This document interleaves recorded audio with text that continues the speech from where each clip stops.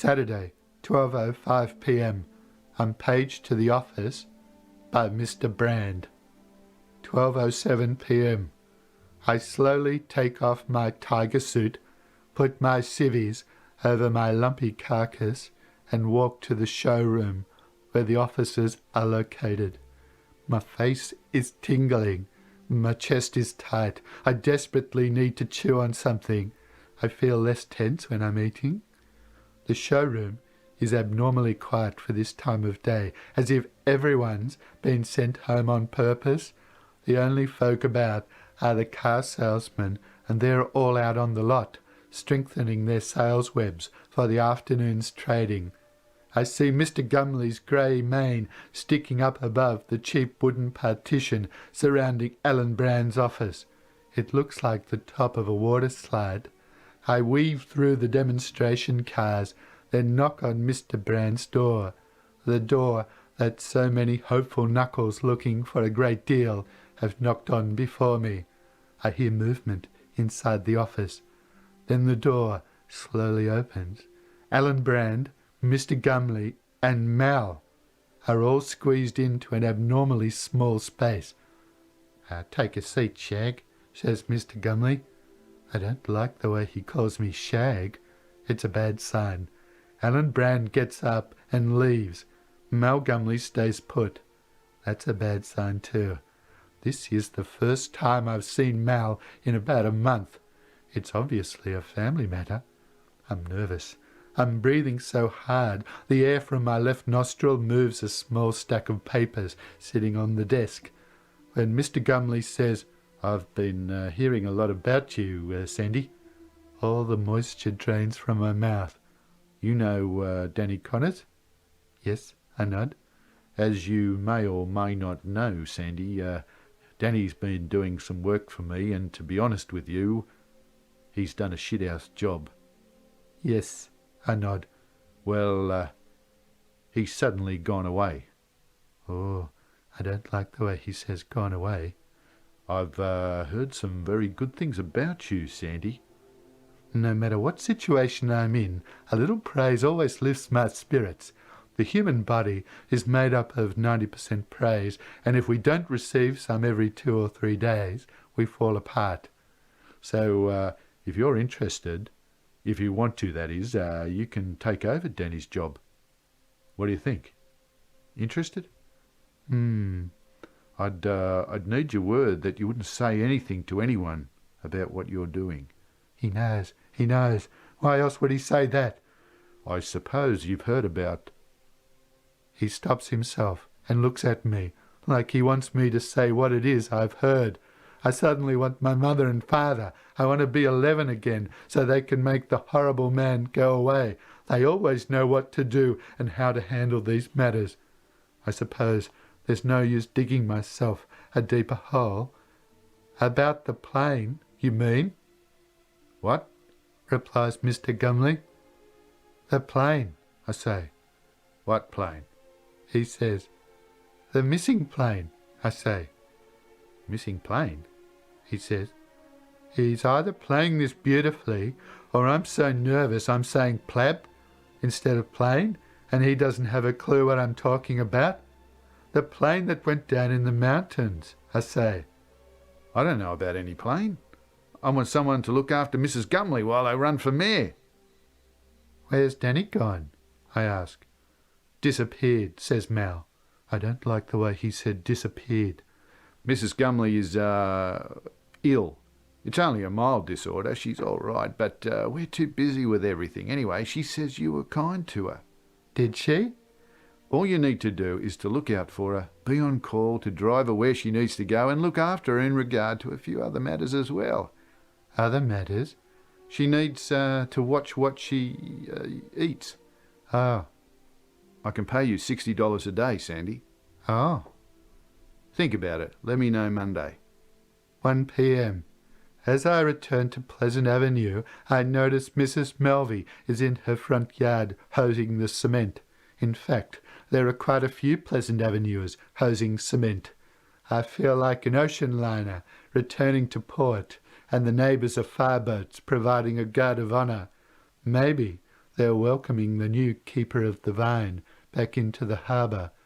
Mrs. Melvey waves, then she runs over to my car, her tennis dress bobbing up and down to reveal two pale spongy thighs that shake like two large pale spongy thighs should shake. She taps on my window. "What's happening?" she says, before my window is fully down. "Talk to Asio?"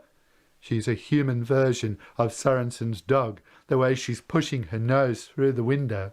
Thousands of questions swirl behind my big brown cow eyes. Should I tell the truth? Should I make something up? If I make something up, then I'll be sailing the good ship Hearsay into uncharted waters. I'll be made to cruise the nearby streets for all time, seeking more exotic secrets to peddle for personal gain. "Did you talk to Asio?" she says. I think to myself, does Mr. Price go through this? The need to obtain treasure must haunt him, like a paunch that won't go away. I glance over to his house. Even from 5 doors up, I can see the U-shaped valley in his Venetians caused by years of intense observation. Surprisingly, Mr. Price is not behind the white horizontal bars like he always is. I look up at Mrs. Melvey's tanned face. "Can't talk now," I say. We often imagine the important moments in our lives being momentous, but my decision not to say anything to Mrs. Melvey, though momentous, seems so tiny in the big scheme of things. 11:45 p.m. All is quiet. 11:56 p.m. Mr. Price leaves with a fishing rod, torch and shoulder bag, like he always does. I'm tempted to have a look inside his place, but I suspect it's booby-trapped. 12:06 a.m. I decide to trail Mr. Price. 12:10 a.m. Gee, Mr. Price walks quickly for an old bloke. 12:15 a.m. Ocean Street leads, as you'd expect, to the ocean. It's 2 kilometres from Pleasant Avenue to the sea, but you can smell the ocean from about halfway there. 12:20 a.m. Not many cars about.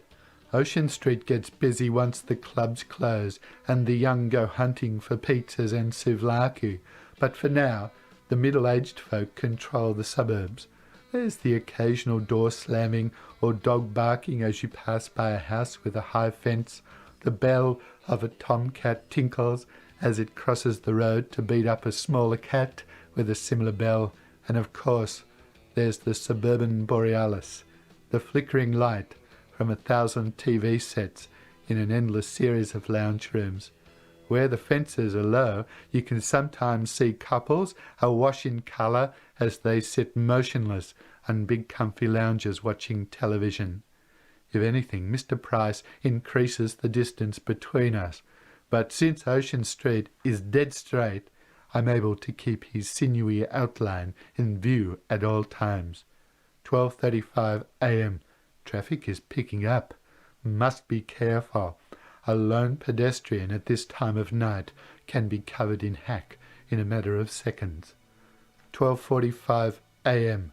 At the end of Ocean Street, Mr. Price turns into Scenic Drive and heads, I suspect, to the marina. I temporarily lose sight of him and have to run to keep up. Unfortunately, I don't see a chain protecting some unfinished roadwork. It catches me right across the shins and I fall heavily. However, I'm so focused on Mr. Price, the pain seems less than it should be. I know it will hurt later, but having this focus eases the hurt and keeps me fixed on the task ahead. 1:25 a.m. I crawl over every inch of the breakwater looking for Mr. Price. I disturb a couple necking, I tread on a crab and slip on a mossy rock, but no Mr. Price. Where is he? A few trawlers make their way back to the marina, followed in by clouds of noisy, insomniac seagulls. In the distance, I hear someone stacking crates inside the fish co-op. A few lights are on inside, and there's the occasional bursts of laughter from within as well. Perhaps Mr. Price is fishing off the wharf near the co-op. I walk along the path that leads to the wharf, The closer I get to the co-op, the more overpowering the smell of fish. As I approach the roundabout, whom should I see coming out of the co-op? None other than Mr. Price. I dash for cover behind a pine tree because I'm in the open and vulnerable without an excuse. He's still carrying his rod, bag and torch, but now he has a big plastic bag with the co-op's name written on the side. I bet that bag is full of blackfish. I knew it. There's no way he could catch that many blackfish in a lifetime. Now I know his secret fishing spot. That's so sad. Mr. Price buys the fish he gives away. I hear Mr. Price say goodbye to someone inside the co-op. Then he walks along the path towards the tree I'm hiding behind. His pants are pulled up high, just like mine are when I visit relatives on Sunday afternoons. I edge around the tree trunk to stay out of sight so I can observe him without detection. When he passes, I watch him from behind until he disappears into the inky distance. I suddenly had this feeling Mr. Price and I are the same person. It's as if I'm watching myself in 40 years' time walking back from the fish co-op with a bag full of blackfish by my side, ready to buy my neighbour's attention tomorrow morning. 4:30 a.m. As it always does, the night draws to a close. The roads go silent. The moths that survive the night congregate around the final 30 minutes of neon and go mad. First editions begin to thud against front doors. Unlike other mornings, this morning feels different because last night I saw the future.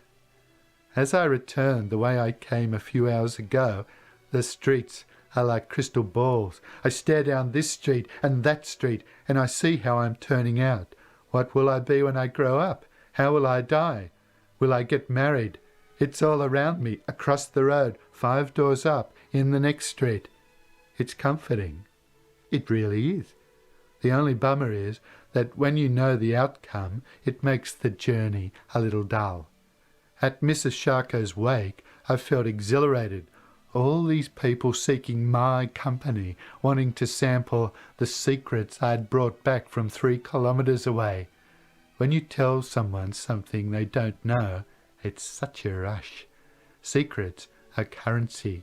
Gossip is the transaction. Not everyone is rich like the Gumleys. Not everyone has an exhilarating view of the sea like the Gumleys. Gee, I feel so clever as I walk home thinking about all this stuff. I've never felt more clever than I feel right now. Oh, don't get me wrong, I'm not happy. These thoughts don't bring any joy.